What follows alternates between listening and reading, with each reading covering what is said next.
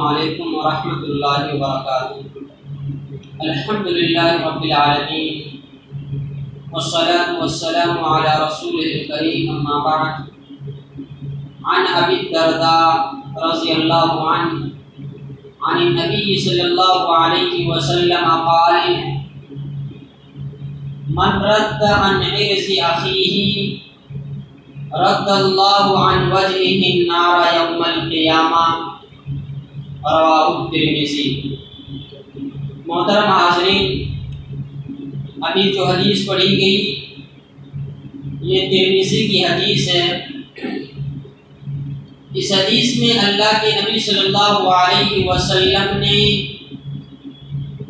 غائبانہ طور پر مسلمان کی عزت کی حفاظت کی اہمیت کو بیان کیا ہے۔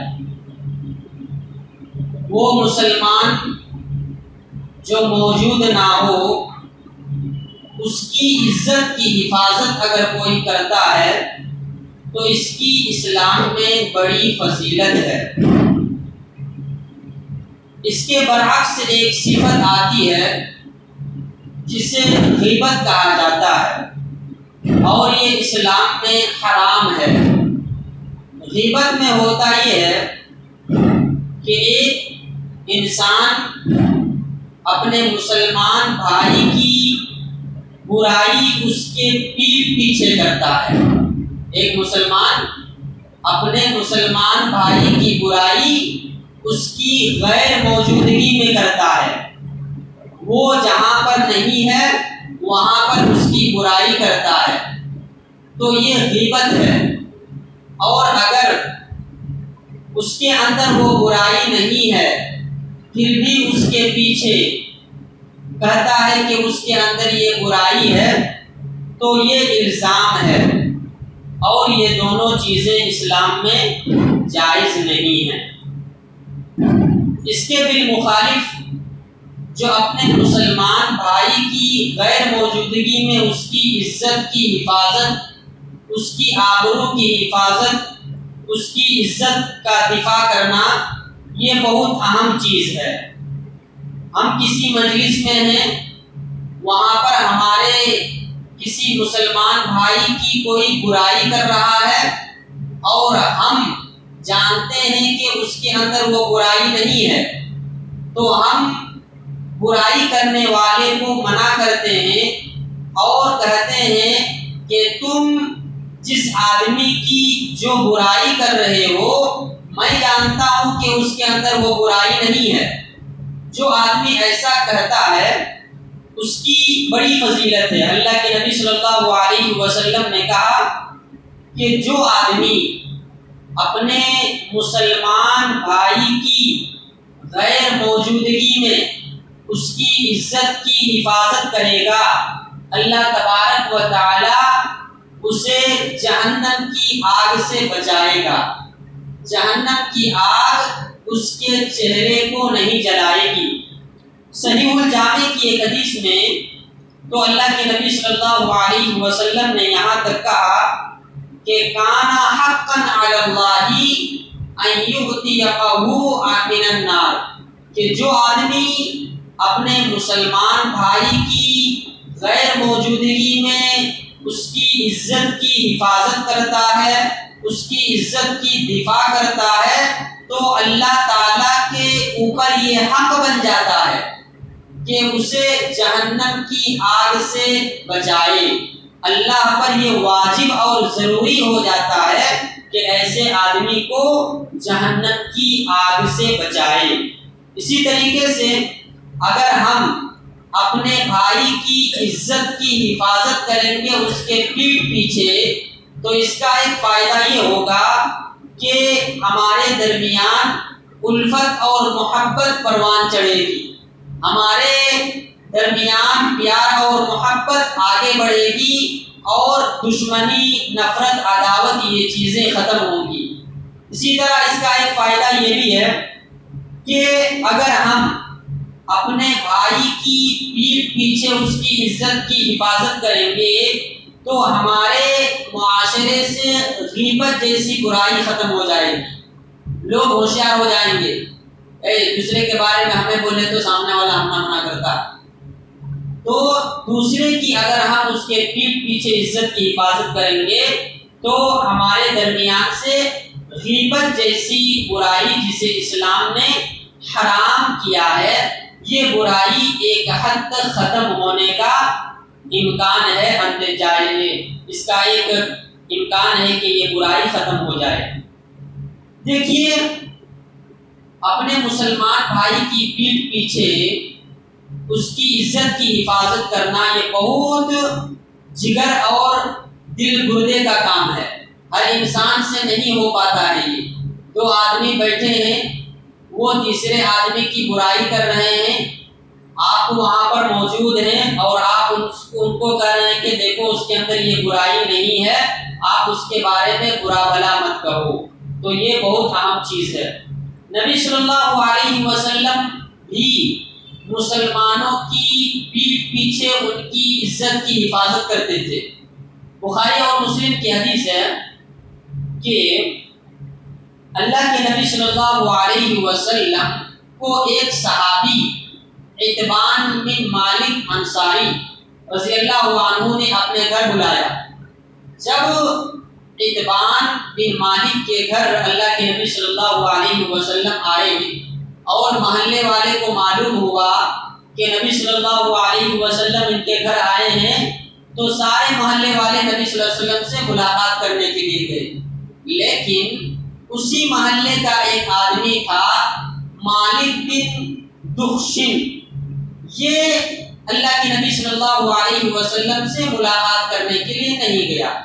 تو کچھ لوگ کہنے لگے ذات کا منافق، جو آدمی نبی صلی اللہ علیہ وسلم سے ملاقات کے لیے نہیں آیا ہے وہ منافق ہو گیا، اسے اللہ اور اس کے رسول سے محبت نہیں ہے، اس لیے وہ اللہ کے نبی صلی اللہ علیہ وسلم سے ملنے اور ملاقات کرنے نہیں آیا. جب اللہ کے نبی صلی اللہ علیہ وسلم نے یہ بات سنی تو فوراً صحابہ کو منع کیا اور کہا کہ ایسا نہ کہو، اور اس صحابی کی عزت کی پیٹھ پیچھے آپ نے حفاظت کی.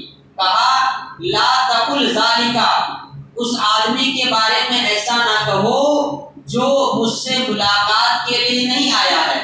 الا تری قد قال لا الہ الا اللہ یرید بذلک وجہ اللہ، کیا تمہیں معلوم نہیں کہ اس آدمی نے لا الہ الا اللہ اخلاص سے پڑھا ہے.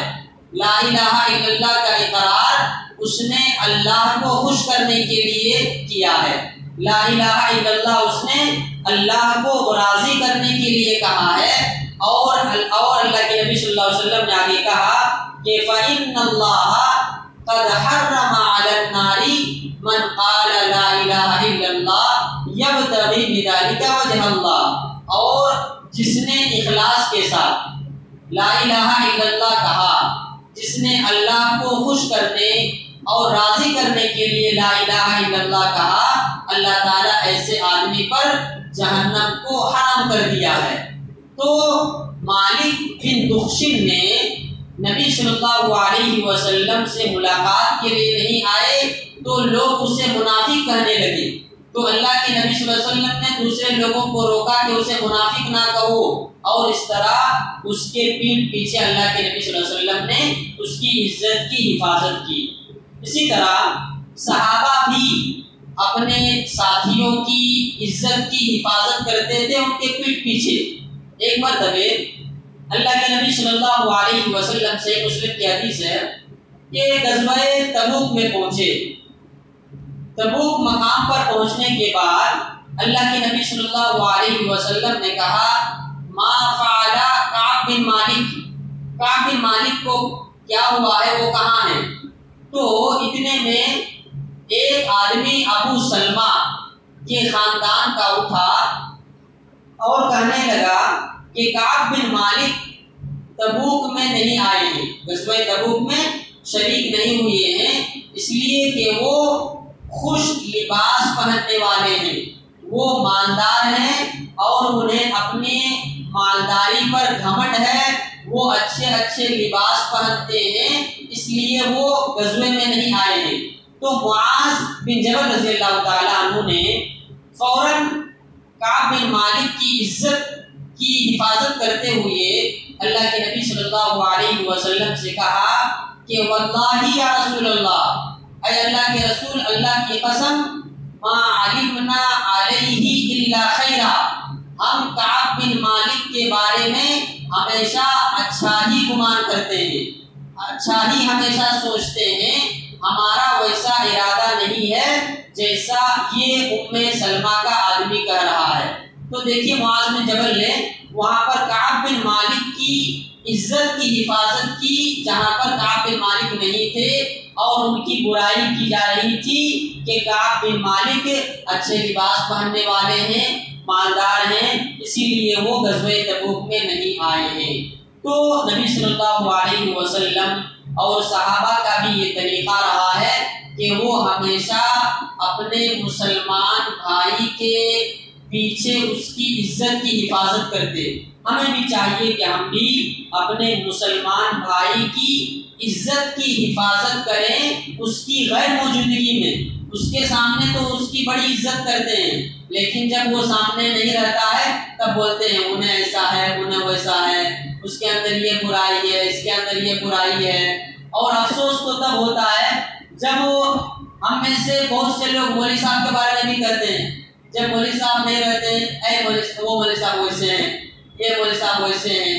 اور افسوس کی بات ہے کہ کچھ ذمہ دار بھی کہتے ہیں مولوی صاحب کے جانے کے بعد، کوئی بھی مولوی صاحب ہو، کہ وہ مولوی صاحب کے اندر ایسا ہے، وہ مولوی صاحب کے اندر ایسا ہے۔